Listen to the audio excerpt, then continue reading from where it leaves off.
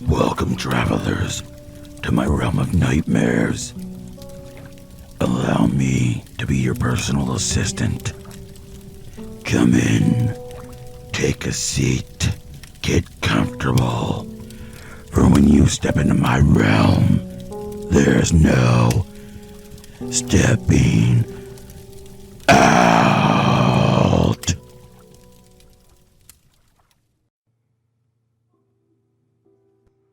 Hi, I'm PA Nightmares, and my channel has been around for roughly around 10 months now. I am a horror narrator and voice actor. Random fact about myself is, I really enjoy Power Rangers lore. Also, the wonderful Zori audio VA has assisted me in bringing this story to life. I hope you all enjoy it. The story is called They Drop More Than the Ball, written and narrated by PA Nightmares and Zori audio VA. It was New Year's Eve, and I just recently turned 21. My friends and I decided to go out for a few drinks and have a good time. Last year, and all the hell that we all went through, it was nice to have things feeling like normal once more. We met at the bar around 8 p.m. and started our celebrations off with a few shots and dancing. Jess, James, and myself had a blast. Before we knew it, it was already 11:30. The ball would be dropping soon, and I wanted to get back to my place to watch it fall. I doubted this would happen. However, we left the bar and got onto the subway.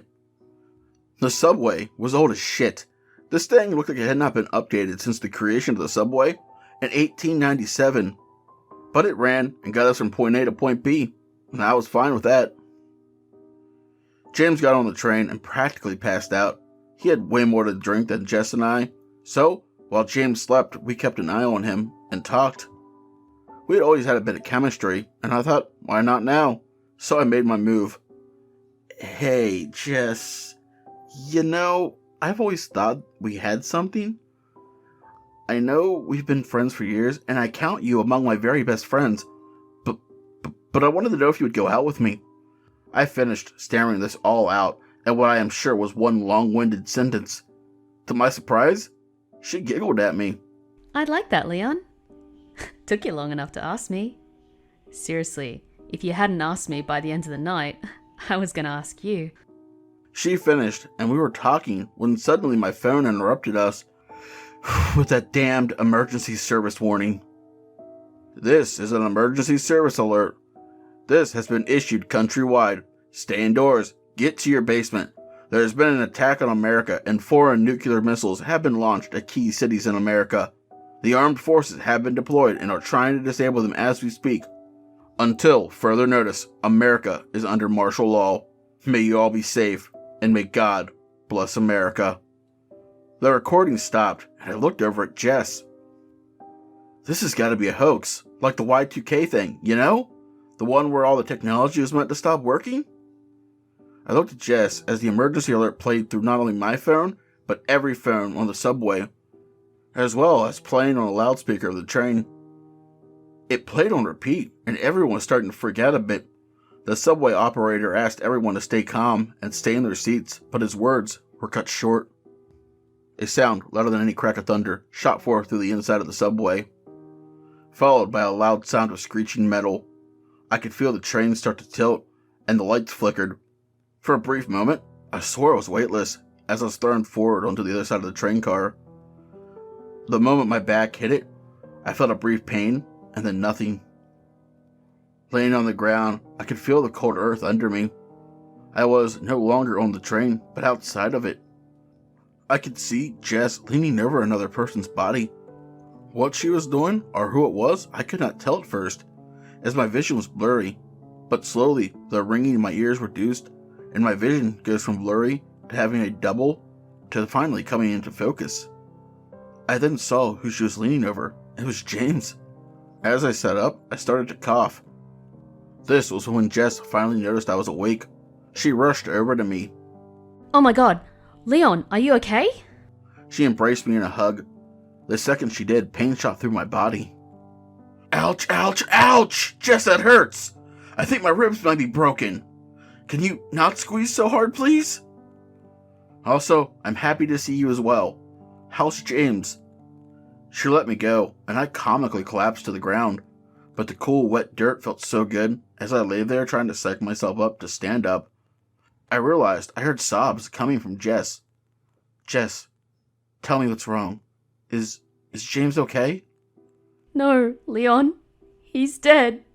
He was impaled by a metal rod when the train crashed, she said in between sobs. Her words caused me to spiral. One of my best friends, someone I had known since I was 8, died. A memory surfaced. Something that we had just talked about a week ago. Hey, Leon. When are you going to ask Jess out? He punched me in the shoulder. Then I replied, I don't know, man. I think maybe when we go out for New Year's, but we'll see. Well, when you two get married, I better be the best man, dude. We laughed. Who else would it be, brother? Love you, man. Leon felt hot tears flow from his eyes, but it was Jess's voice that brought him back to their current situation. Earth to Leon. Come back to planet Earth, Leon.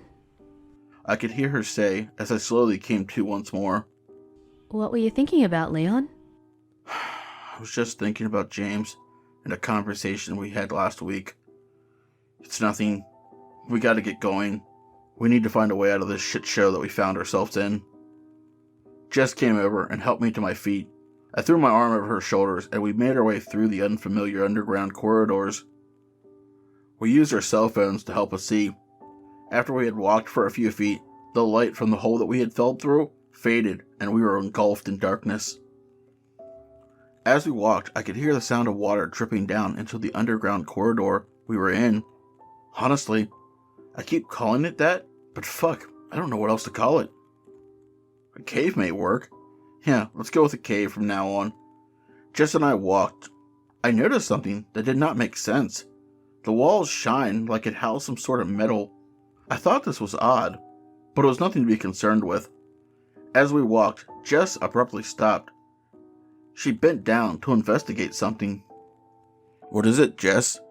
I asked as she picked something up. It was a pickaxe.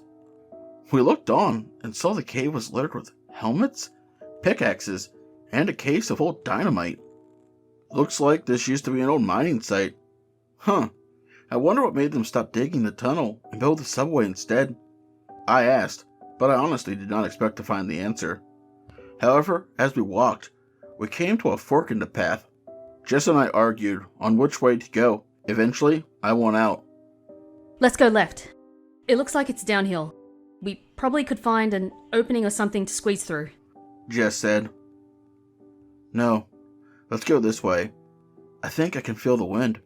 Plus, the water sounds are coming from this way. I know there will be a way out. A hatch or something. It went something like that until Jess finally just said, Fine, let's go that way. We need to keep moving. We need to find a way out of here. The cops have to be notified of the crash.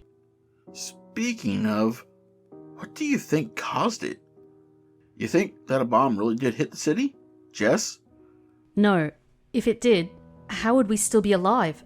There had to be something on the tracks that derailed the train. That's the most logical answer. Jess answered, but I could tell that she did not fully believe her own answer. We kept walking until we found what looked to be an underwater reservoir. I ran to it and started drinking mouthfuls of water when Jess screams for me to stop. I swallowed the water I had in my mouth and looked at her. What's the problem? We need something to drink, and we have a fresh source of water right here. She just pointed her phone towards the sign that simply read, Don't drink or swim in the water. Heavy lead in water. Well, fuck, that's not good. I hope I did not drink too much of the water. Either way, we need to get out of here and keep our strength up. I don't think a little will hurt us, but let's keep moving. We kept walking, and soon enough, we came to an emergency hatch with a ladder leading up to the surface. We both climbed it. The hatch door was sealed tight, and it took our combined strength to pry it open enough for Jess to climb through. After she got out, it took her an eternity to get the door open, but when she finally did, it all made sense. What I came up to was the city in ruins, buildings on fire. The city looked like a war zone. That's not even a good enough description, but we both knew what caused this. The remainder of the mushroom cloud could still be seen lingering as ash rained from the sky and burnt our skin. The last thing Jess and I saw were the horrific actions of mankind and how horrible they really were.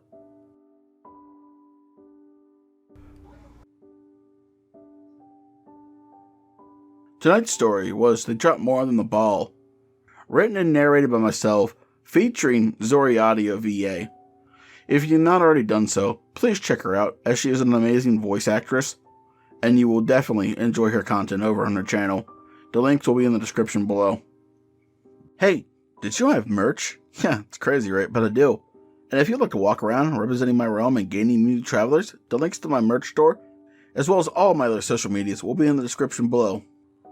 As always, I'd like to say a special thank you to all my lovely Patreons.